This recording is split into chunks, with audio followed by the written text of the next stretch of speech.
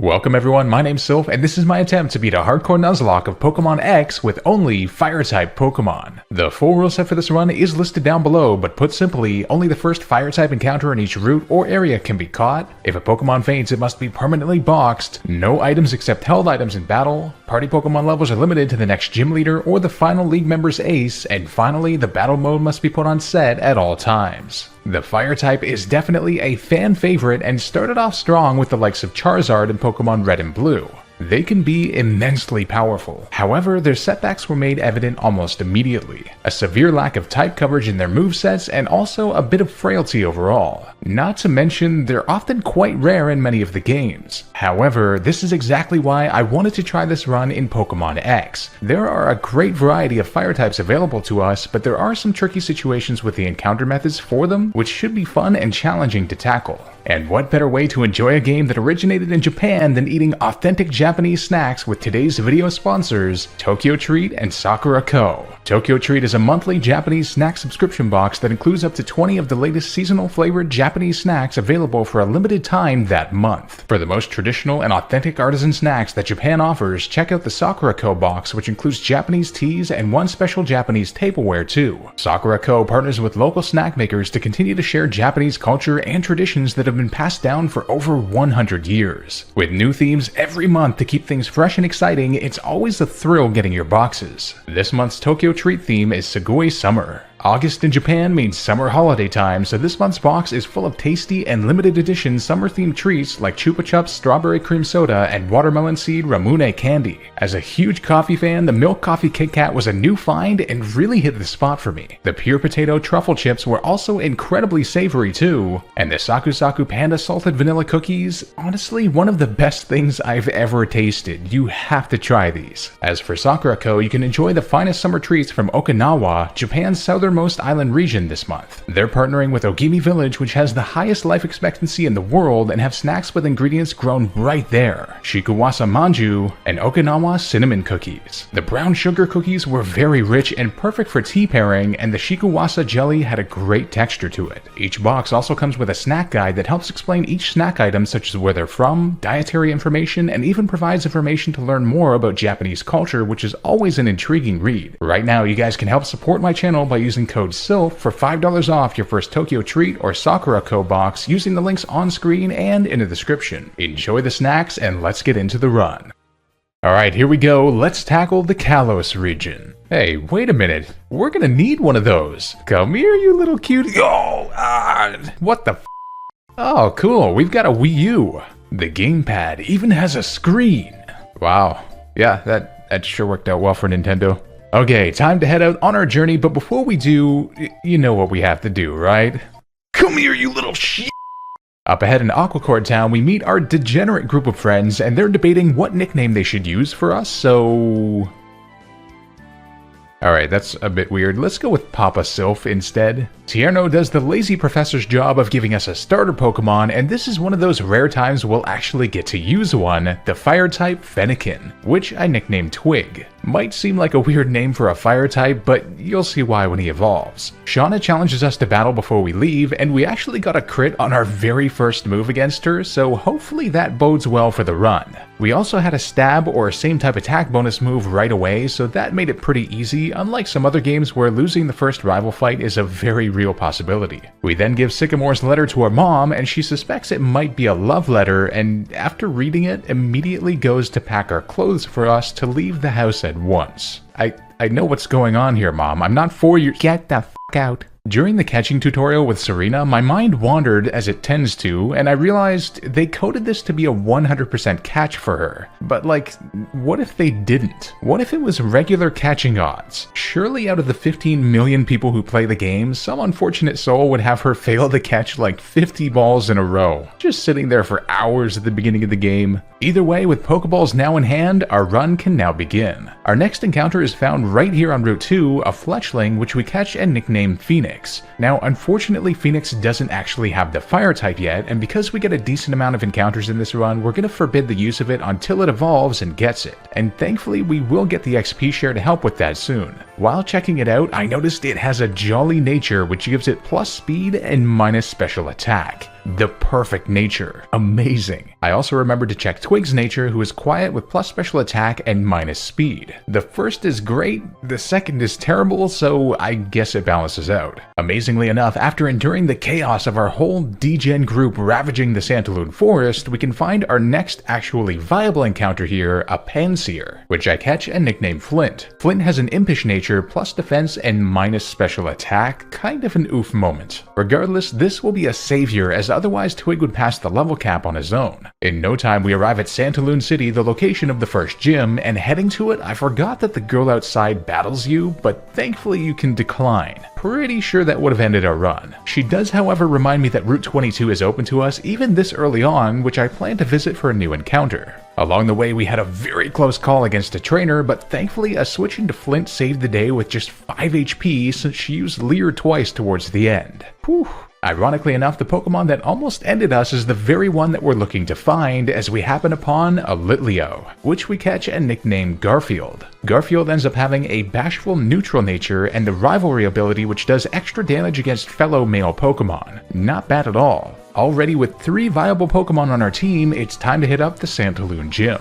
This gym has a pretty cool design, and of course having a Fire-type team made the trainers quite easy indeed. The first gym leader is Viola, the Bug-type expert, and you might think, well this should be a piece of cake. But her first Pokemon is part Water-type, so we can't underestimate her. She leads with a Surskit, and I lead with Garfield. Garfield has the strongest non-fire attack that we have in Headbutt, which does just above half, then she uses Water Sport. That weakens the power of fire moves, which is fine as we can now take her out on the next turn. However, in comes her ace, Vivillon, and now Ember's not a good option. She goes for Harden immediately too, so now Headbutt hardly does anything as well.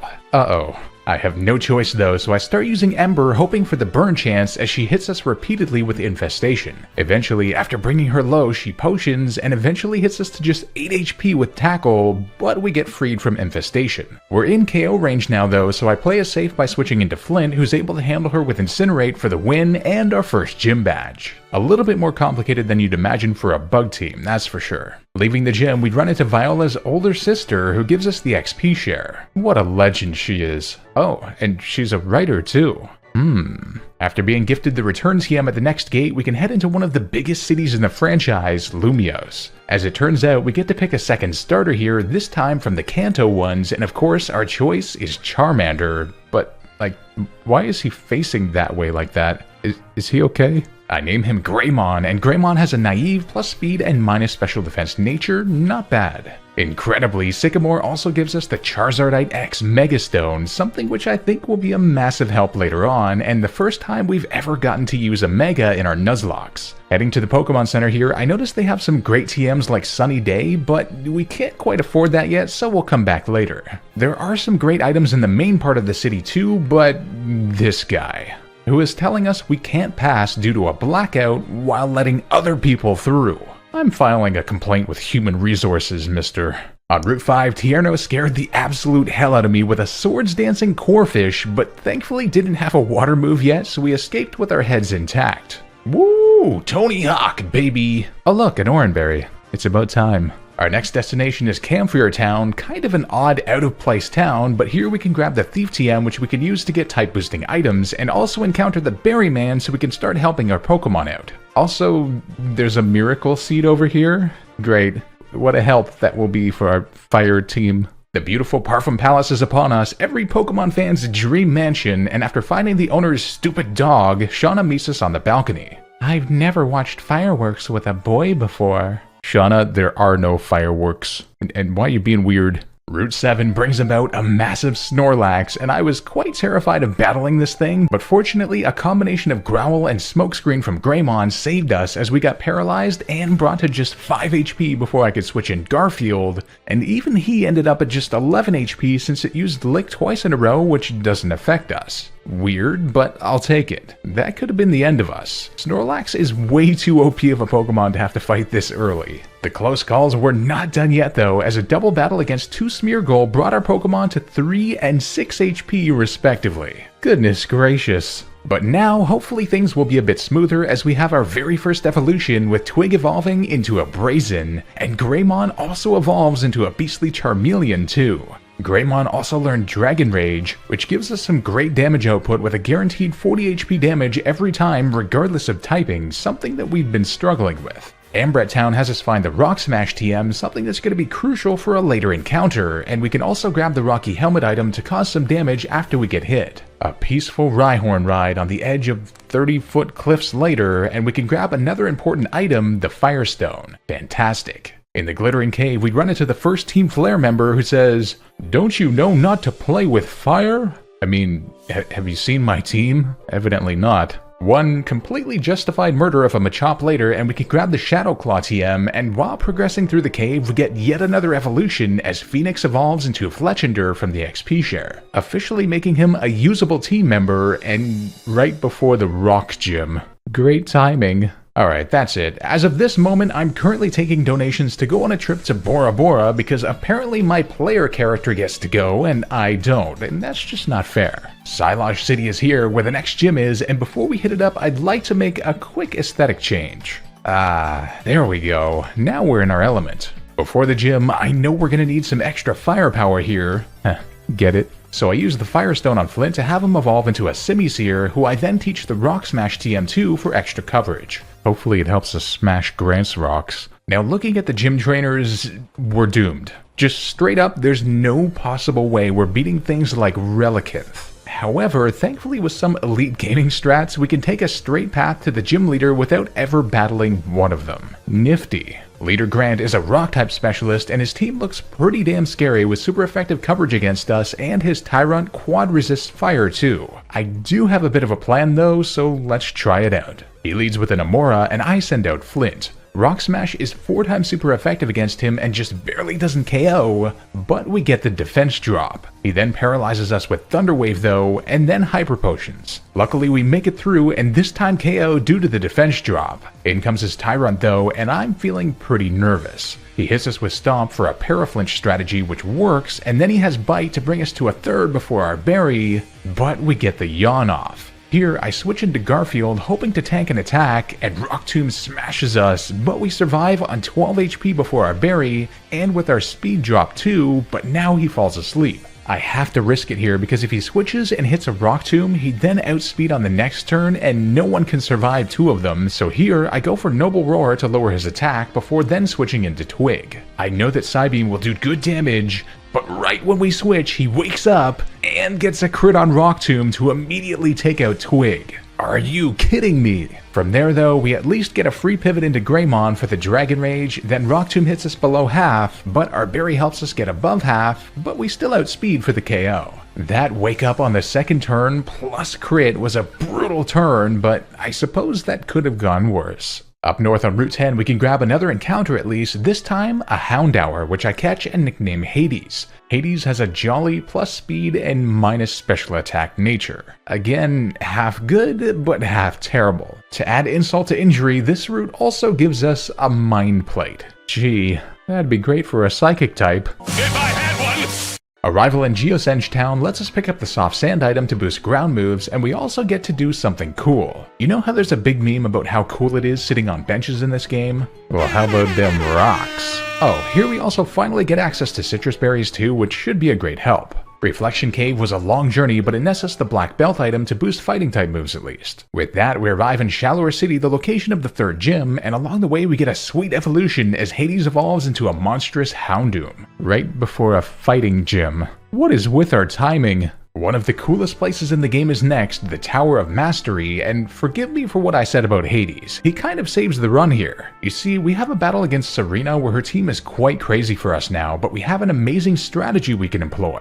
She leads with a Meow Stick, and it basically has no way to really hurt Hades at all, and only Light Screen, not Reflect, so we can power up our attack with 4 Howls, just being brought to about half, and then proceed to outspeed and sweep her Meow Stick and huge threat Frogadier with Bite, and her Absol with Fire Fang. Solid. Before hitting up the gym, I went back to get the Sharp Beak item from Route 5, and to Connecting Cave to get the Aerial Ace TM now that we can use Strength to get it. Hopefully this will give Phoenix enough power, as it certainly was enough to handle the trainers. The 3rd gym leader is Corinna, the fighting specialist, and here Litleo and Houndoom are pretty useless, and we also have like 3 evolutions that occur just after this level cap. Let's do our best though. She leads with a Mienfoo, and our obvious choice is Phoenix, whose Sharp Beak boosted Aerial Ace eviscerates her after she hit us with a priority fake out. In comes Machoke next, and this is why I leveled up Phoenix to high level 32. After defeating the Mienfoo, we level up, which is allowed in Hardcore Nuzlocke's only mid-battle, and this gets us just enough power according to my calcs to take out Machoke too, and it does. Her final Pokemon is Hawlucha, a scary Pokemon otherwise, but Phoenix resists her fighting and flying type Flying Press move, so although she powered up with Hone Claws and outsped us, 2 attacks did the job for our 3rd badge. Phoenix MVP status for sure.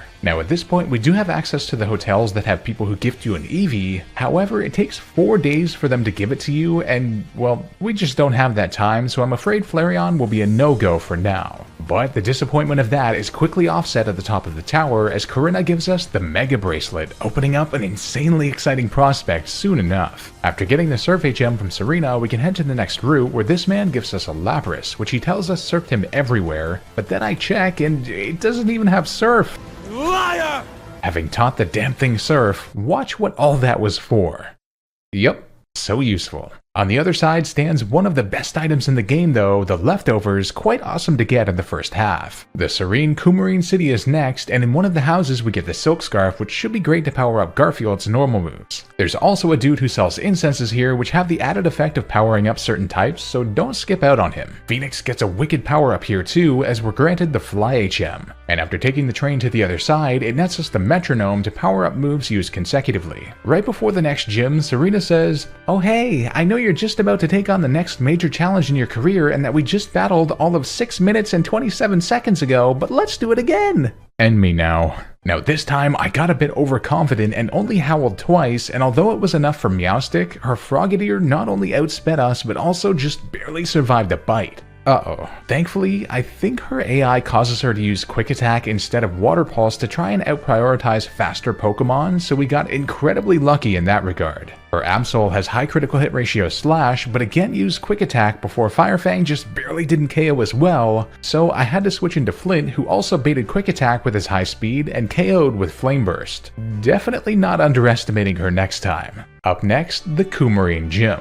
Now, as cool as this gym is, it's a grass-type gym, so, yeah, I'm pretty sure you can imagine how the trainers went. Utter destruction. These poor people. Before the gym leader, I taught Fly to Phoenix for extra power, and also made sure to train his Speedy Vs a bit more, as he starts with a very fast Pokemon with Leech Seed, which would not be good. The 4th gym leader is Ramos, and his lead is a Jump Pluff with base 110 speed. Amazingly, our Jolly Nature and higher level saves us as Phoenix outspeeds and decimates it with a Sharp Beak boosted Fly. Let's go. In comes Go-Go next, and Fly takes him down to a quarter before he smashes us below half with Takedown, but Recoil brings him into the red. Questioning if he'd potion here, I went for Quick Attack, but he did, and Quick Attack does just a little less than I had anticipated, not enough for the Fly KO unless we get a high roll. But we have an alternate strategy. I use Roost here to heal up and then get hit by Takedown, which gives him the recoil again, and he also happens to burn himself on our Flame Body, putting him in range of a KO with Fly from there. His final Pokemon is Weepinbell, an easy KO with Fly for the win.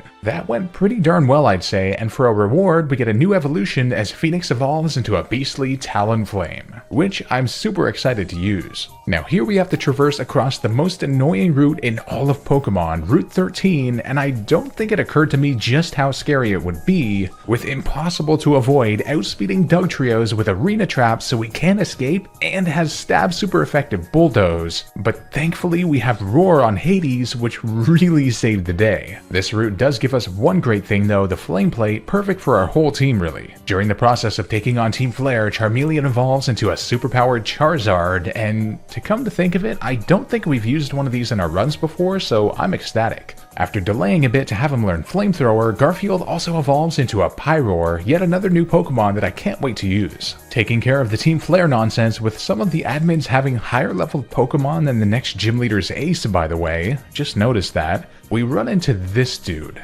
Hi sir, you're kinda tall. This reminds me, when I was young, I got front row seats to a Houston Rockets game, and I stood up beside Yao Ming, and this is pretty much how it felt. At the end of the route, we have one last parting gift by using Rock Smash on the rocks, a wild Slugma which we catch and nickname Turbo. Turbo has a sassy nature plus special defense and minus speed, which actually might be ideal to be honest. Not like he's gonna be outspeeding anything anyway. With the fake blackout having been restored, the other half of Lumiose is now open, which means we can tackle the massive Eiffel Tower gym. And in preparation for it, I taught Flint the Dig TM, and he does a great job against most of the trainers, although one of them had an Ampharos with Power Gem of all things, which took me by surprise. Unfortunately, on the last trainer, we also had Flint pass the level cap, which is not good news for the gym leader. However, I have a bit of a plan. I taught the Power-Up Punch TM to Charizard, and get ready for the 5th gym leader, Clement, the electric trainer. He leads with an Emolga, and I lead with Charizard. Looks scary, I know, but I want to bait the Volt Switch here, so I can Mega Evolve into Mega Charizard X, who is neutral against electric.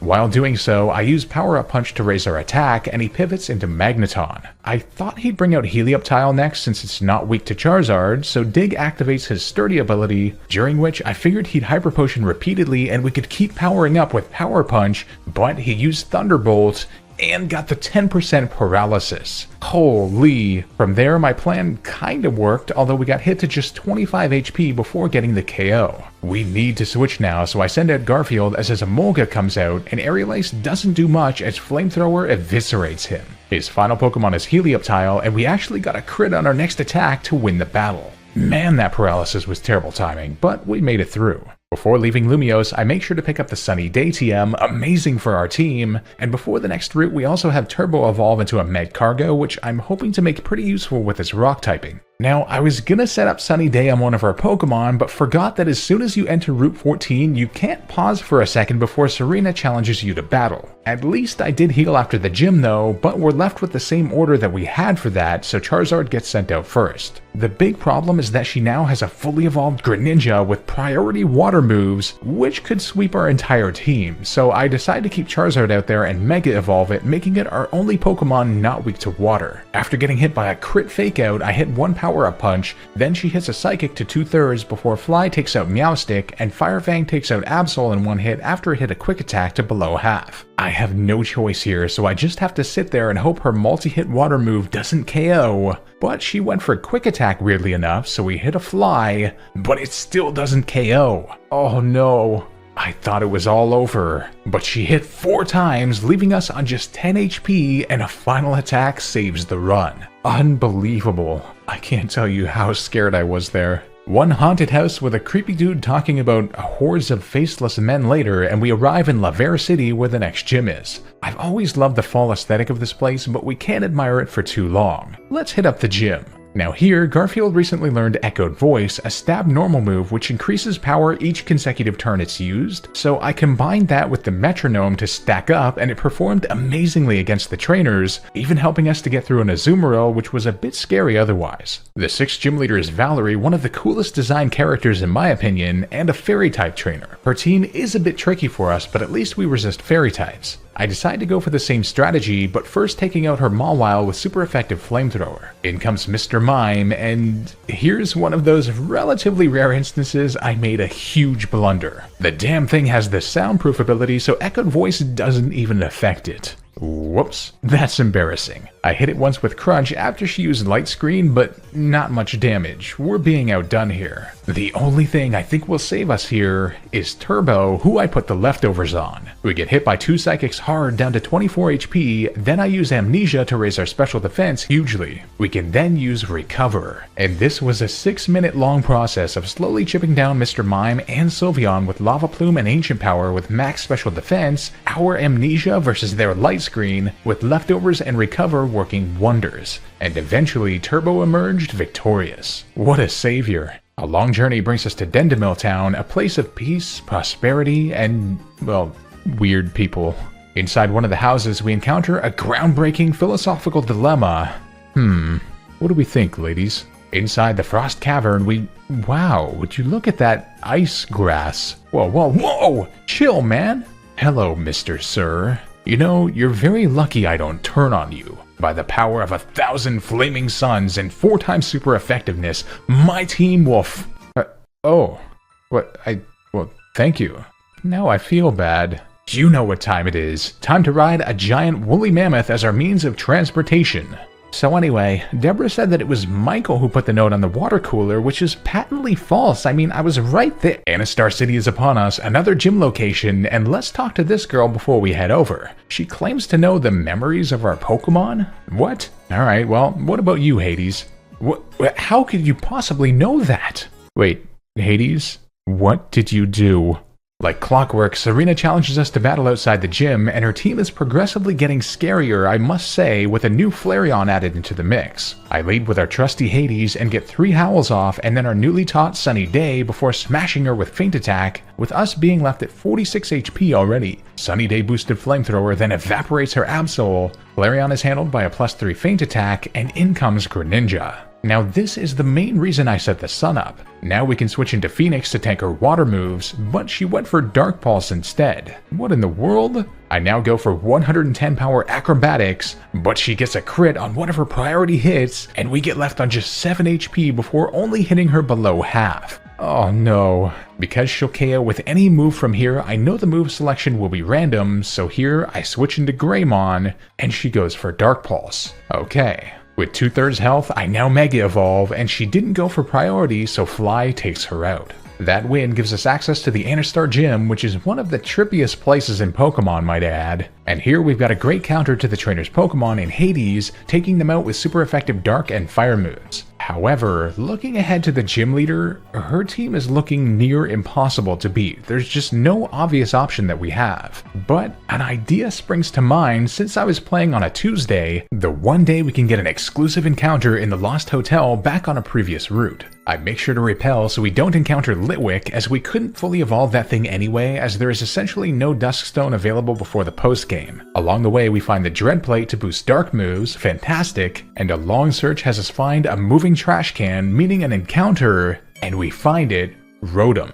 I catch it and nickname it Lumiere, and it has a mild nature plus special attack and minus defense. Not bad. Now Sylph, you might say, that's not a fire type, it's electric and ghost. Ah, but hang on my friend. We can head all the way back to the Pokemon lab to rummage through these boxes, which gives us the microwave oven appliance to transform Rotom into its heat form, a fire and electric type. A weird method, but hey, it's viable. After tons of training and teaching Lumiere the Thunderbolt TM, it's time for the 7th gym leader, Olympia. As you might be able to guess, Lumiere's typing is a godsend for our team, finally giving us a way to handle water types. With the Expert Belt, Lumiere smashes through her Sigilyph and Water-type Slowking with super effective Thunderbolt in one hit, and to be safe I switched into Hades on her Meowstic knowing she'd go for Fake Out, then slammed her with a Dread Plate boosted Feint Attack, after which she just used Calm Mind so 2 more did the trick after she healed. Lumiere, you are a legend. Back in the Lumiose Cafe, we find a secret entrance to Lysander's lab, and he challenges us to battle.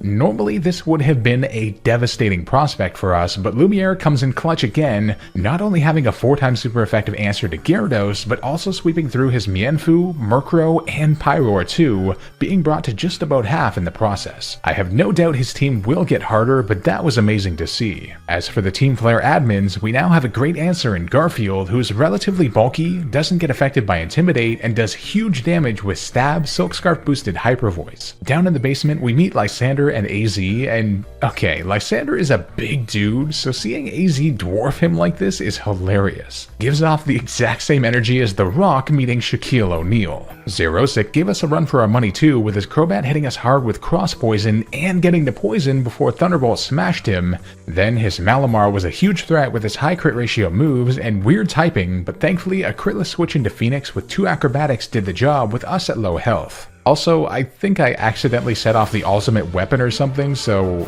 sorry everyone. Some more EV training and grinding later, and it's time for Lysander 2. This time he leads with a fully evolved Mienshao, so we have to change up our strategy. Talonflame is like the one thing that can outspeed that damn thing, and Acrobatics is an instant KO. As I hoped, that baits out the Gyarados with Intimidate, and I EV trained as much as I could in HP and defense and brought Lumiere to a higher level, just hoping my calcs are correct and we can have him be the only thing that could survive an Aqua Tail, and he does on just 9 HP. Oh man, even closer than I had imagined. Thunderbolt of course does the job from there with the outspeed, and Pyroar comes out. Here, I switch into Turbo, who is the perfect counter, resisting everything but his non-stab dark moves, so Ancient Power takes him down in 2 hits. Then, our high defense has us tank Honchkro's Night Slash before hitting it hard too. We don't quite KO though, but a switch into Garfield does the job. Not bad at all. In the basement of the lab, the legendary Xerneas awakens, and for the first time in history, I actually remembered that the game forces you to catch the damn thing, so I smacked it in the face with our Master Ball, where it will be trapped for the rest of eternity. Lysander kinda doesn't like this, so he...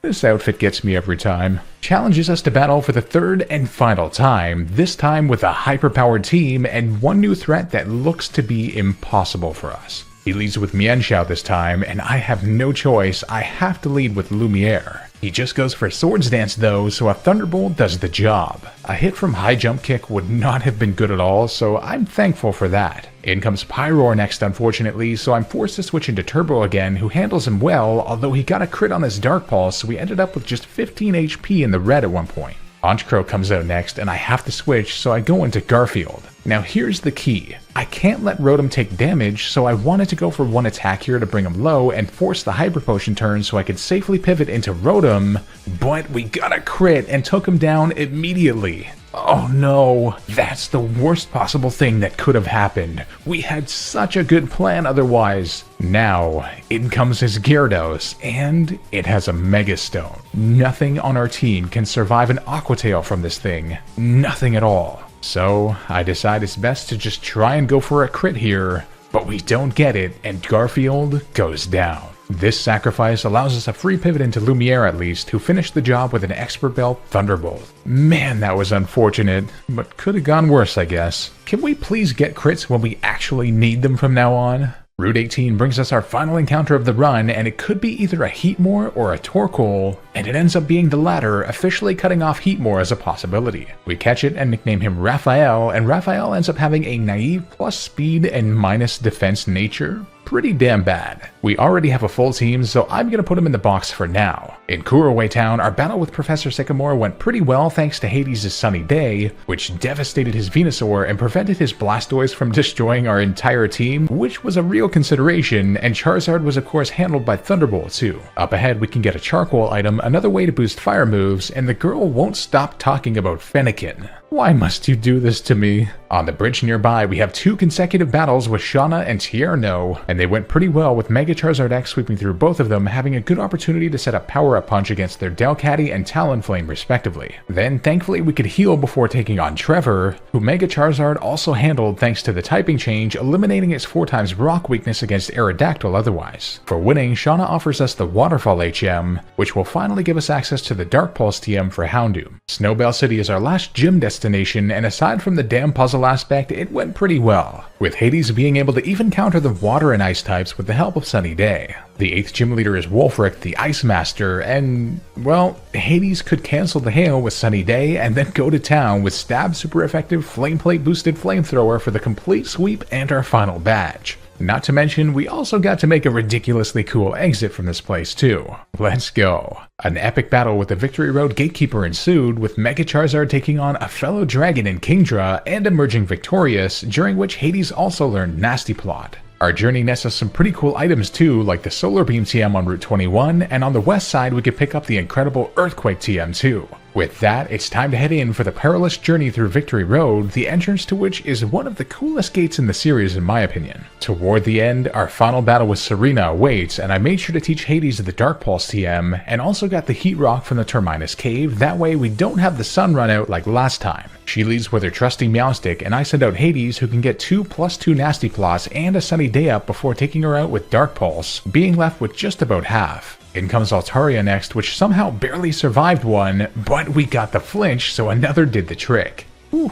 Absol was then handled with Flamethrower, and in comes the big threat, Greninja, which resists all of Hades' attacks. I have to switch, so I send in Lumiere and the Sun to weaken water moves, but she went for Dark Pulse for a third. I then go to use Thunderbolt for the KO, but we flinch on the next attack. No, impossible. This is devastating. I have no idea what to do here. I switch in Phoenix, and Dark Pulse does less than half, but the sun fades. How does this happen every time? I have no choice, so I go for acrobatics for over half, then Dark Pulse brings us to just 20 HP. I know she'll use priority now, so I have to switch again, this time into Greymon, and she hits us 3 times with a crit at the end to bring us below half. What is our luck? I now Mega Evolve, she hits us with a Dark Pulse now, and we survive on just 11 HP before taking her down with Fly. Sheesh. However, there's a problem. She still has Flareon in the back. You might say, you're fine, you have Dig. But she has priority Quick Attack.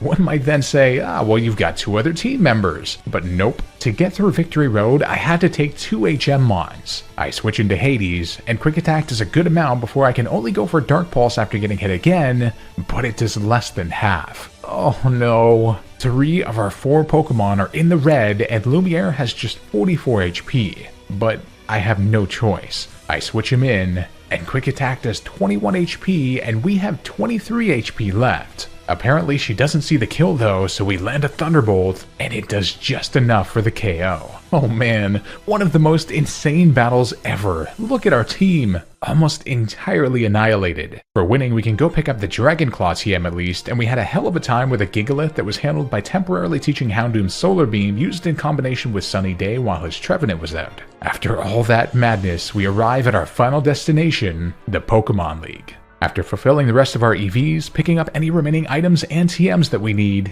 it's time. Let's do this. The first Elite Four member is our Fire-type nemesis, Malva, who I think I've got a good plan for. She leads with a Pyroar, so I send out Greymon. She's weak to fighting, so this gives me a great chance to Mega Evolve, hit 2 consecutive power-up punches to take her down and raise our attack hugely. Then her Torkoal was smashed by super effective Dig, her Talonflame was outsped surprisingly and handled with a +2 Dragon Claw, then her Chandelure was also handled by Dig. Now that's what I like to see. Before the next room, I make sure to teach Hades the Taunt TM and give him a rare candy, as I think we're gonna need it. The next Elite Four member is Wickstrom, the Steel-type trainer, and you might think, oh, this'll be easy with a fire team.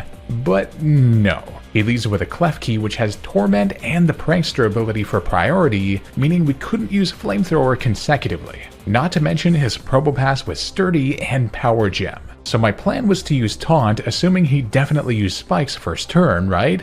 But he used Torment first turn. What? That ruins my entire plan. Taunt would have stopped him in his tracks. I have no real choice though, as anything we send in will get tormented, so I set up Sunny Day, then destroy it with Flamethrower. In comes an even bigger threat, Probopass, who, with my plan shot, I don't know what to do about. Nothing can be switched into Power Gem, and I can't use Flamethrower again due to Torment. So I just go for Nasty Plot, hoping maybe we survive, but Power Gem smashes Hades for the KO.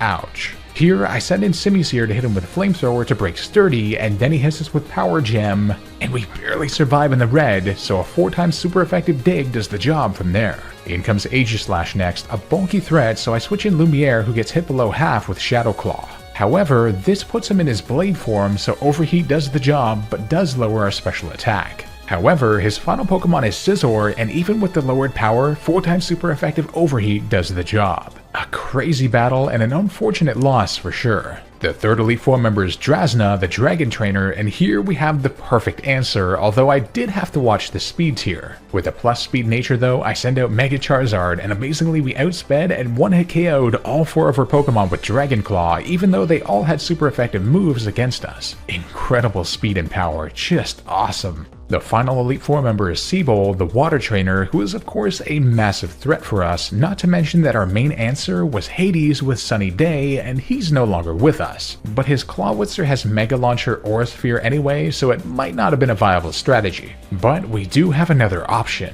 Against his Clawitzer, I lead with Lumiere, and Expert Belt Thunderbolt annihilates him immediately. Both his Gyarados and Barbaracle then suffer the same fate, but in comes the big threat, Starmie, which outspeeds us and has Surf. He went for Light Screen first though, so Thunderbolt barely didn't KO, then he full restored a couple of times, even though he had gotten the paralysis, which would have been sick. Eventually he was left in the red, then outsped and went for a stab super effective Surf, but we survive on 36 HP to then respawn with a finer Thunderbolt for the victory. Amazing. It's time. The final battle is upon us, the champion, Diantha, who runs a mixed team. I theory crafted for a while for this one, and eventually realized I think we only have one option given that her Hawlucha is fast as hell. Without any further ado, let's do this. She leads with her Hawlucha, and I send out Phoenix, pretty much the only thing that can outspeed her, and 110 power acrobatics smashes her instantly. However, as I thought, in comes a massive threat, Tyrantrum.